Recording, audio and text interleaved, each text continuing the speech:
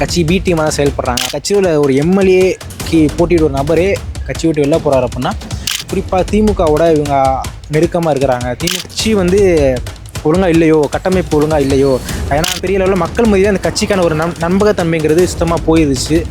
கட்சி பி டீமாக தான் செயல்படுறாங்க. அனைவருக்கும் வணக்கம். தேர்தல் முடிஞ்சிருச்சு. நாம் தமிழர் கட்சி வந்து சாரையாக வெளில போய் தாவேக்காலையும் சேர்ந்துட்டு இருக்காங்க, மாற்று கட்சியிலையுமே சேர்றாங்க, சில பேர் சேராமல் கட்சியை விட்டு விலகிட்டாங்க. காலியாக தான் நாம் தமிழர் கட்சி கூடாரம். ஸோ இதை பார்த்து அந்த வீடியோவில் ஃபுல்லாக பார்க்க போகிறாங்க. ஸோ கடைசி வரைக்கும் பாருங்கள். சேனல் சப்ஸ்கிரைப் பண்ணி வீடியோ லைக் பண்ணி ஷேர் பண்ணுங்கள். கடந்த ஒரு வருஷமாகவே தாவேகா விஜய் அவர்களை வந்து இன்றைய முதல்வர் விஜய் அவர்கள் வந்து நாம் தமிழர் கட்சி வந்து யூடியூப்லேயுமே சரி, இங்கே கட்சி மீட்டிங்லேயும் சரி, ப்ரெஸ் மீட்லேயும் சரி போட்டு எப்படி சொல்கிறது, விமர்சனம் செஞ்சுட்டு இருந்தாங்க, ட்ரோல் பண்ணிகிட்டு இருந்தாங்க. ஸோ அதுவே அவங்களோட தோல்விக்கு ஒரு பெரிய காரணம் ஆயிடுச்சுன்னு சொல்லிட்டு அவங்க கட்சிக்காரர்கள் நிறைய பேர் வந்து சோஷியல் மீடியாவில் கருத்துக்கள் தெரிவித்ததை பார்த்துட்டு தான் இருந்தோம். இந்நிலையில் பார்த்திங்கன்னா அந்த கட்சியிலேருந்து இயக்குனர் களஞ்சியம் ப்ளஸ் மற்றும் பலர் வந்து இப்போ வெளியில் போயிருக்காங்க. இவங்க எல்லாருமே பார்த்திங்கன்னா கடந்த சட்டமன்ற தேர்தலில் நாம் தமிழ் கட்சிக்கு வந்து எம்எல்ஏ கேண்டிடேட்டாக இருந்தாங்க.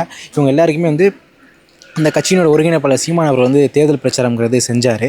ஆனால் இந்நிலையில் வந்து அவங்க அதையும் விட்டுட்டு வெளில வந்துருக்காங்க. ஒரு உறுப்பினர் வெளில போனால் பிரச்சனை இல்லை, அந்த கட்சியில் ஒரு எம்எல்ஏக்கு போட்டியிட ஒரு நபரே கட்சி விட்டு வெளில போகிறாரு அப்படின்னா அந்த கட்சியில் ஏதோ ஒரு பிரச்சனை இருக்குதுன்னு தெரியுது.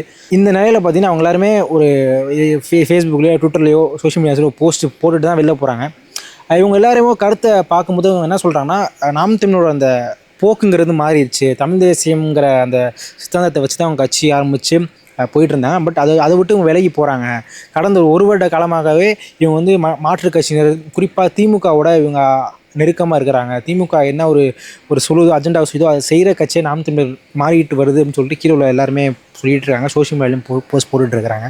ஏன்னா அதை திருப்பி சொல்கிறேன்னு பார்த்தீங்கன்னா, திமுக வந்து எப்பவுமே தாவேகா தலைவர் விஜய் அவர்கள் மேலே விமர்சனம் செய்கிறதும் அவங்கள விமர்சனம் ட்ரோல் செய்கிறதும் பண்ணிகிட்டு இருந்தாங்க. ஸோ அதே ஒரு அஜெண்டாவை நாம் தமிழ் கட்சியும் எடுத்து சிவியராக பண்ணாங்க. ஸோ அது வந்து இந்த எலெக்ஷனில் வந்து எடுப்படலைங்கிறதுக்கு பெரிய உதாரணம். அவங்களோட வாக்கு சதவீதம் வந்து 8% இருந்தது, இப்போ வந்து 4% குறைஞ்சிருச்சு. இது வந்து ஒரு பெரிய பின்னடைவாக பார்க்கலாம். ஏன்னா ஒரு கட்சி ஒன்று வச்சுருக்கீங்க அப்படின்னா அது வந்து முன்னேறிட்டு தான் போகணும். வருகின்ற தேர்தலில் வாக்கு சதவீதம் எகிரிட்டு போகணும், சீட்டாக கன்வெர்ட் ஆகணும். ஆனால் இவங்களுக்கு வந்து பின்னோக்கி போகிறத பார்க்கும்போது கட்சி வந்து ஒழுங்காக இல்லையோ, கட்டமைப்பு ஒழுங்காக இல்லையோ, ஏன்னா அந்த கட்சி பூத் ஏஜென்ட்ஸ் பெரிய லெவலில் இல்லைன்னு சொன்னாங்க. கேண்டிடேட்ஸுமே எல்லாருக்குமே கொடுத்துட்டு இருந்தாங்க. எல்லா தொகுதியிலுமே பேரே தெரியாத கேண்டிடேட்ஸ் நிறைய இது போட்டு பண்ணாங்க. ஆனால் வந்து பெரிய லெவலில் மக்கள் மத்தியில் அந்த கட்சிக்கான ஒரு நம்பகத்தன்மைங்கிறது சுத்தமாக போயிடுச்சு. அதான் லோக்கலையும் தெரியுது. ஏன்னா ஒரு நார்மலாக ஒரு ரோட்டில் போகிற மக்கள்கிட்ட போய் கேட்டால் முத கொண்டு அவங்களும் இந்த நிலைமை தான் சொல்கிறாங்க. ஸோ நாம் தமிழர் சீமான் அவர்கள் அந்த கட்சி வந்து இனிமேல் ஒரு ஆட்சியை பிடிக்குமாங்கிறது வந்து பெரிய ஒரு கேள்விக்குறி தான். அதுக்கான வாய்ப்புகள் வந்து இல்லைங்கிற மாதிரி தெரியுது. இப்போ அம்பா சமுதாயத்தில் வேறு சீமான் அவர்கள் வந்து அதிமுக திமுக ரெண்டுமே ஆதரித்து ஒரு புது வேட்பாளர் நிறுத்த போகிறாங்க அப்படின்னு சொல்கிறாங்க.